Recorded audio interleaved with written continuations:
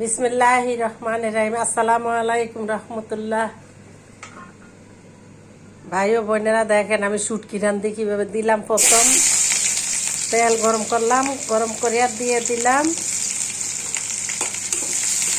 পেঁয়াজ। পেঁয়াজটা লাল লাল হোক, পেঁয়াজের লাল লাল করে তারপরে পেঁয়াজ লাল লাল হয়ে গেছে দেখেন। তারপর আপুরা ভাইয়েরা দিয়ে দিব আমি রসুন বাটা। এই যে রসুন বাটা দিয়ে দিচ্ছি। রসুন, এই যে রসুন দিয়ে দিলাম। তারপরে দিয়ে দিব আমি হলুদ।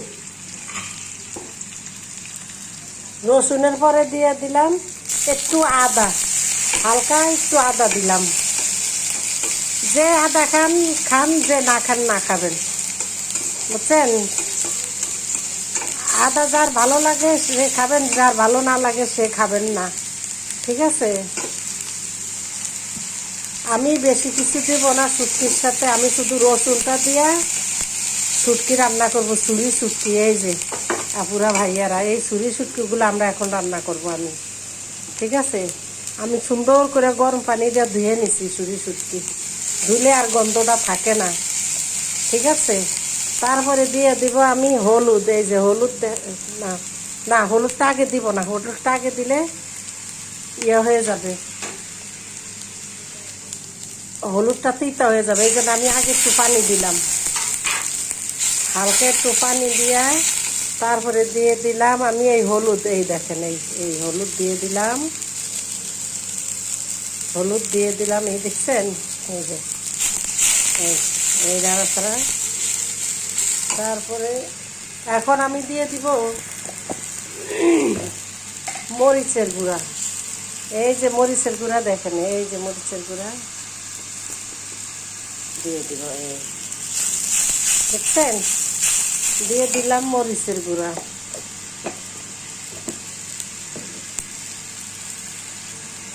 হলদি মরিচ আদা রসুন কষানো শেষ, দিয়ে দিলাম এই যে শুটকি। এই দেখেন, এই যে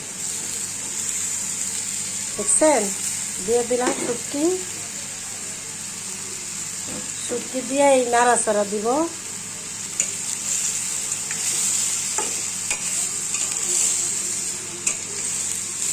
দেখেন, দেখছেন, এরকম করে আপনারা শুটকি রান্না করবেন, অনেক স্বাদ হবে, ঠিক আছে। এই যে তারপরে আমি আমি এখন দিয়ে দিব একটু, এই যে পানি গরম দিছি পাশের চুলায়, এই যে এই পানি গরম দিয়ে দিব।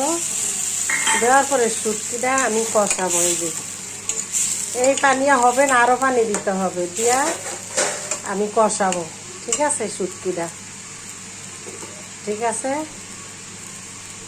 আপনারা সবাই ভালো থাকবেন। আসসালামু আলাইকুম।